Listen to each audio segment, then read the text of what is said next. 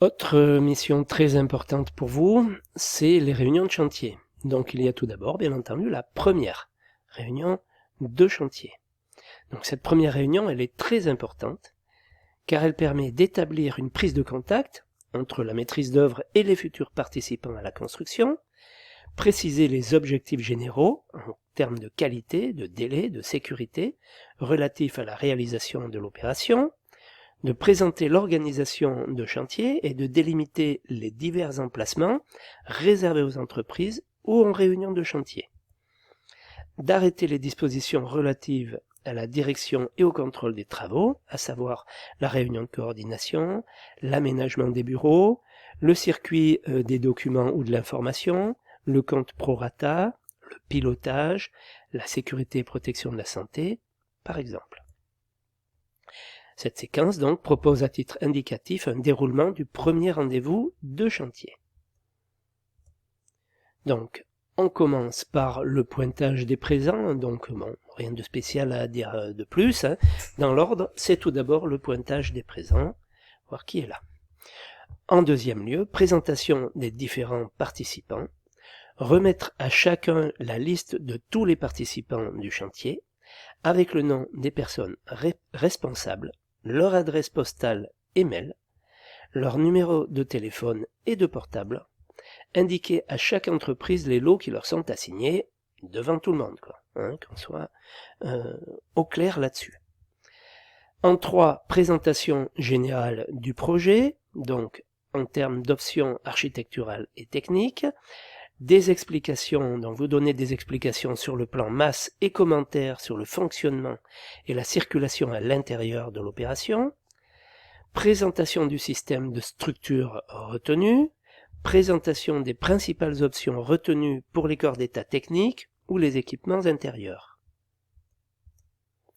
Pour l'installation de chantier, le maître d'œuvre ou son représentant présente le plan d'installation de chantier définitif et met en évidence le sens de progression des travaux dans l'ensemble du chantier, les dates de démontage du matériel, les emplacements réservés au déchargement et au stockage pour chacune des entreprises, les mesures particulières concernant l'hygiène, la sécurité et le bon ordre du chantier. Quatrièmement, indication sur le déroulement des réunions, réunion de chantier hebdomadaire.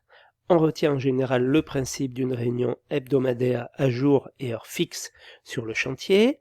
Il convient de choisir le jour et l'heure ensemble, préciser quelles sont les personnes qui participent à chacune de ces réunions, définir le principe et le montant des versements d'une pénalité pour retard ou absence à ces réunions, les sommes étant en général affectées au compte prorata, indiquer l'objet de ces réunions et évoquer les problèmes qui doivent y être réglés.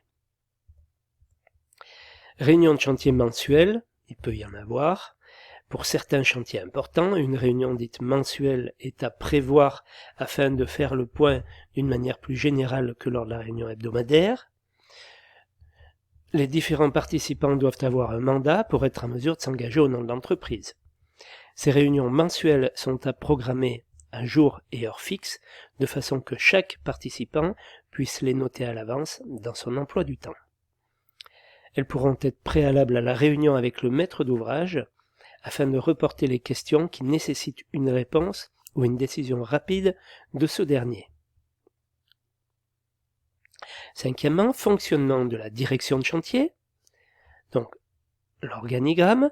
Le fonctionnement de la direction de chantier doit être rappelé sous forme d'un organigramme, avec indication des noms et coordonnées des responsables. Sixièmement, pilotage et coordination des travaux. Définir le rôle et la mission du coordonnateur OPC, s'ils sont différents de ceux du maître d'œuvre. Il est souhaitable que le coordonnateur SPS expose la méthode qu'il propose et les moyens qu'il pense mettre en œuvre. Lorsque le pilotage du chantier est fait pour le compte des entreprises, une réunion de coordination générale est à envisager pour que le pilote explique sa mission et que les entrepreneurs définissent ce qu'ils attendent de lui. Septièmement, travaux supplémentaires, modification de prestations. La règle proposée est la suivante. Lorsque des travaux supplémentaires ou des modifications se présenteront, il faudra en déterminer l'origine et les raisons, puis en prévoir toutes les conséquences. Huitièmement, sécurité du chantier. Attirer l'attention de tous les participants sur les questions de sécurité et de protection de la santé, et en particulier les informer des dispositions prises ou à prendre. Il serait judicieux que le coordonnateur SPS participe à cette réunion pour expliquer à tous son rôle, son autorité, ainsi que les mesures qu'il a arrêtées pour le chantier. Neuvièmement, règlement de chantier.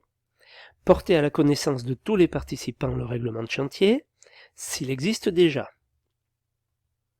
10. Le registre de chantier.